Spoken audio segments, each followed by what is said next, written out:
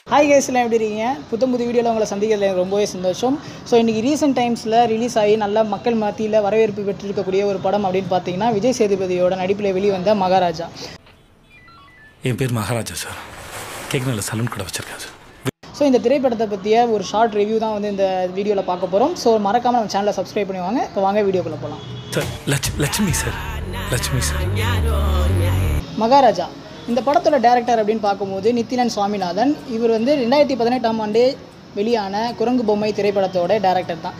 So Vijay சேதுபதியோக்கு வந்து பார்த்திங்கன்னா இந்த படம் 50வது திரைப்படம். நிறைய பேருக்கு வந்து 50வது திரைப்படம் பிளாக் பஸ்டர் அமையுமா அப்படின்ற கேள்வி நிறைய பேருக்கு இருக்குது. ஸோ அஜித் சாருக்கு மங்காத்தா அமைஞ்ச மாதிரி, விக்ரமுக்கு அமைஞ்ச மாதிரி கண்டிப்பாக வந்து விஜய் சேதுபதிக்கு பிளாக் பஸ்டர் அமையதுக்கான வாய்ப்புகள் வந்து அதிகமாக இருக்குது. ஸோ இந்த கதை வந்து பார்த்தோம், மகாராஜாவோட கதை வந்து பார்த்திங்கன்னா சிம்பிளான ஒரு கதை தாங்க. ரொம்ப காம்ப்ளிகேட்டடான கதைலாம் கிடையாது. ஸ்க்ரீன் பிளேயில் வந்து அவங்க கொண்டு போன விதம் தான் வந்து பார்த்திங்கன்னா ஒரு கதைக்கு ஒரு ஹைலைட்டு அப்படின்னு வந்து சொல்லலாம். ஸோ ஆக்டரோட லீடான கேரக்டர்ஸ் யார் அப்படின்னு பார்க்கும்போது விஜய் சேதுபதி, திவ்யா பாரதி, அனுராக் கஷ்யப், தங்கம்புலி, இந்த மாதிரி நிறைய பேர் வந்து நடிச்சிருக்கிறாங்க. ஸோ இதில் முக்கியமான வந்து பார்த்திங்கன்னா லீட் அப்படின்ட்டு விஜய் சேதுபதியும் அவங்களோட டாக்டரும் மட்டும்தான் சொல்ல முடியும். இதில் ரொம்ப முக்கியமான விஷயம் என்ன அப்படின்னு பார்த்தீங்கன்னா பாய்ஸ் படத்தில் நடித்த மணிகண்டன் வந்து இந்த படத்தில் நடிச்சிருக்காரு. ஸோ ரொம்ப நாளாகவே அவருக்கு வந்து ஆக்டிங் சான்ஸ் கிடைக்காம நிறையா சின்ன யூடியூப் சேனல்ஸ் மாதிரி அவரே வச்சு கிட்ஸ்க்கு வந்து சேனல்ஸில் வந்து வீடியோ போட்டுட்டு இருந்தார் இல்லைங்களா. ஸோ அவருக்கு வந்து நித்திலன் வந்து பாய்ஸ் படத்தை நடித்தவருக்கு இந்த படத்தில் வந்து ஒரு ஆக்ஷன் சீக்வன்ஸோட ஒரு வாய்ப்பு கொடுத்தது வந்து பெரிய விஷயம் அப்படின்னே சொல்லலாம். ஸோ ஸ்க்ரீன் ஸ்பேஸ் அப்படின்னு பார்க்கும்போது யாருக்கு அதிகமாக இருக்குது அப்படின்னா விஜய் சேதுபதிக்கு, அவங்களோட டாட்டருக்கு, அதுக்கப்புறம் இந்த போலீஸ் ஸ்டேஷனில் இருக்கக்கூடிய நிறைய ஆர்டிஸ்ட்டுக்கு வந்து பார்த்திங்கன்னா ஸ்க்ரீன் ஸ்பேசஸ் வந்து அதிகமாக இருக்குது. ஸோ இந்த படம் மகாராஜா வந்து கதை எப்படி இருக்குது அப்படின்னு பார்க்கும்போது ஃபஸ்ட் ஹாஃப் அப்படின்னு பார்த்தா கொஞ்சம் ஸ்லோவாக போகிற மாதிரி தாங்க இருக்குது. பட் அந்த ஃபஸ்ட் ஹாஃபில் விட்ட விஷயத்தை செகண்ட் ஹாஃபில் அப்படியே தூக்கி சாப்பிட்ருக்காங்க. கடைசி 20 நிமிஷம் வந்து படத்தில் செம்மையாக இருக்குது அப்படின்னே சொல்லலாம். ஸோ ஃபஸ்ட் ஹாஃபில் வந்து செகண்ட் ஹாஃப்லேயும் சரி ஃபுல்லாக வந்து எனக்கு ரொம்ப இந்த படத்தில் பிடிச்ச விஷயம் என்ன அப்படின்னு பார்க்கும்போது ஆக்ஷன் சீக்வன்ஸ் தான். ஆக்ஷன் சீக்வன்ஸ் தரமாக இருந்துச்சு. இப்போ விஜய் சேதுபதி அப்படின்னு பார்த்தீங்கன்னா அவரோட கேரக்டர் அந்த கதையில் வந்து ஒரு 54 வயசு இருக்கிற மாதிரின்னு வச்சுக்கோங்களேன். அதுக்கேற்ற மாதிரியான ஆக்ஷன் சீக்வன்சஸ் வந்து வச்சுருந்தாங்க. செம்மையாகவே இருந்துச்சு. ஸோ ஆக்ஷன் சீக்வன்ஸ் பார்த்துட்டோம். ஸோ எடிட்டிங் வந்து பார்க்கலாம். எடிட்டிங் வந்து பார்த்திங்கன்னா நமக்கு எல்லாத்துக்குமே ஃபேமஸாக தெரிஞ்ச ஃபிலமின் ராஜ் தான் வந்து எடிட் பண்ணியிருக்காரு. கட்ஸ் எல்லாமே அவ்வளோ அருமையாக இருந்துச்சு. முக்கியமாக ஆக்ஷன் சீக்வன்சஸில் வந்த கட்ஸ் வந்து ரொம்பவுமே அருமையாக இருந்துச்சு. சினிமாட்டோகிராஃபி அப்படின்னு பார்க்கும்போது ரொம்ப சிம்பிளான சினிமாட்டோகிராஃபியாக இருந்தாலும் அவங்க வந்து ஃப்ரேம் பை ஃப்ரேமாக மூவ் பண்ணாமல் நல்லபடியாக வந்து மூவ் பண்ணியிருந்தாங்க. அது ரெண்டுமே ரொம்ப பிடிச்சிருந்துச்சு. சினிமாட்டோகிராஃபியும் அண்ட் எடிட்டிங் ரெண்டு பேர் சேர்ந்து படத்தை வந்து அவுட்புட் நல்லா கொடுத்துருக்காங்க. ஸோ ஆக்டிங் வைஸ் பார்க்கும்போது அனுராக் கஷ்யப் வந்து இந்த படத்தில் வந்து ஆன்டகனிஸ்டாக இருக்கார். ஸோ பார்க்குற நமக்கே ஒரு ஆன்டகனிஸ்டா ப்ரோட்டோகனிஸ்டா அப்படின்ற மாதிரி ஒரு சந்தேகமே வரும். ஸோ அந்த மாதிரி தான் வந்துருக்காரு.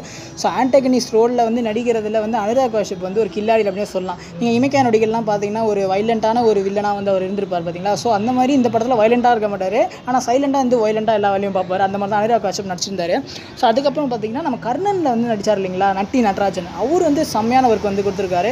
கர்ணனில் பார்த்து அவர் பயந்த மாதிரி இதுலேயும் வந்து அவர் பார்த்து அவர் பயப்படுற மாதிரியான ஒரு ஃபீல் தான் இருக்குது. சாத்துனன்னு வச்சுக்க தலை தனியாக போயிடும். மற்றபடி எல்லாருமே சூப்பராக நடிச்சிருக்காங்க. ஸோ விருமாண்டியில் நடித்தா நம்ம அபிராமி மேம் நடிச்சிருக்காங்க. ஸோ சிங்கம்புலி சார் கேரக்டர் பற்றி நான் சொல்லணும் அப்படின்னு நினச்சேன். பட் அதை வந்து சொல்லக்கூடாது. ஏன்னா நீங்கள் படத்தை பார்த்தீங்கன்னா ஒரு எப்படிப்பட்ட கேரக்டர், எப்படிப்பட்ட ஸ்கெட்சிங் இருக்குது அப்படின்னு நீங்களே புரிஞ்சுக்கலாம். சிங்கம்புலி சாரோட கேரக்டரு. அடுத்து இந்த படத்தோடைய முக்கியமான ஒரு விஷயம் விஜய் சேதுபதியோட பொண்ணு. ஸோ விஜய் சேதுபதியோட பொண்ணை பற்றி பேசும்பொழுது அவங்க அந்த கேரக்டரை வந்து எடுத்து நடித்தது அப்படின்றது எனக்கு ரொம்பவே போல்டுங்க. ஏன்னா நிறைய ஆக்டர்ஸ் வந்து இப்போது அந்த மாதிரி போல்டான கேரக்டர்ஸ் எடுத்து நடிக்கவே தயங்குற இந்த காலகட்டத்தில் ஒரு சின்ன வயசு ஒரு பொண்ணு அந்த கேரக்டரை எடுத்து நடிச்சிருக்காங்க அப்படின்னும் போது சத்தியமாக வந்து ரொம்பவே பாராட்டத்தக்க ஒரு விஷயம்தான். ஸோ டேரக்டரை பொறுத்த வரைக்கும் ரொம்ப அருமையாக அந்த கதையை கொண்டு போயிருக்காரு. இது வரைக்கும் வராத ஒரு திரைப்பட ஒரு கதை மாதிரி நிறைய டிராப்ஸ் வந்து அவர் வச்சிருக்காரு அப்படின்னு சொல்லி இன்டர்வியூஸில் கூட கேள்விப்பட்டோம். நிறைய டிராப்ஸ்க்கு அப்புறம் வந்த ஒரு படம் அப்படின்னு நினைக்கிறேன். ஒரு டஸ்ட்பினை வச்சு மூவ் பண்ணுற மாதிரி கொண்டு போய் கடைசியில் வேறு லெவலில் முடிச்சிருக்காரு. தயவு செஞ்சு என் லட்சுமி கண்டுபிடிச்சி கொடுத்துருங்க சார். ஸோ ரொம்ப அருமையாக இருக்குது. இப்போ எனக்கு என்ன ஒரு ஃபன்னான ஒரு விஷயம்னா மகாராஜாவோட போஸ்டர் ஒன்று வந்துச்சு. ஸோ போஸ்டரில் வந்து பார்த்திங்கன்னா அதில் வேறு ஒரு பிடி வாத்தியாரை வந்து நடுப்புற நிற்க வச்சு ஒரு போஸ்டர் போட்டுருப்பாங்க. ஸோ அவங்களுக்கும் அந்த கலைக்கும் வந்து பார்த்திங்கன்னா அவ்வளோ ரிலேட்டபிள் இருக்காரு. இது மாதிரி லீடு மாதிரி அவங்கள சென்டரில் போட்டு வச்சு ஒரு போஸ்டர் டிசைன் வந்து நான் பார்த்தேன். அது ரொம்ப ஃபன்னாக இருந்துச்சு எனக்கு கேட்கும்போது. ஸோ இந்த படத்துக்கு வந்து UA வந்து சர்டிஃபிகேட் கொடுத்துருக்காங்க. ஸோ நீங்கள் ஃபேமிலியோடு போய் பார்க்கணுன்னா குழந்தைங்களை வந்து அவ்வளோ கூட்டி போக தவிர்த்துக்கலாம். பட் நல்ல ஒரு கருத்து உடைய ஒரு கதை வந்து இந்த கதை. இந்த வீட்டில் ஏதோ ஒன்று பெருசாக நடந்திருக்கு. இந்த பையன் நம்ம அதை மறைக்கிறான் சார்.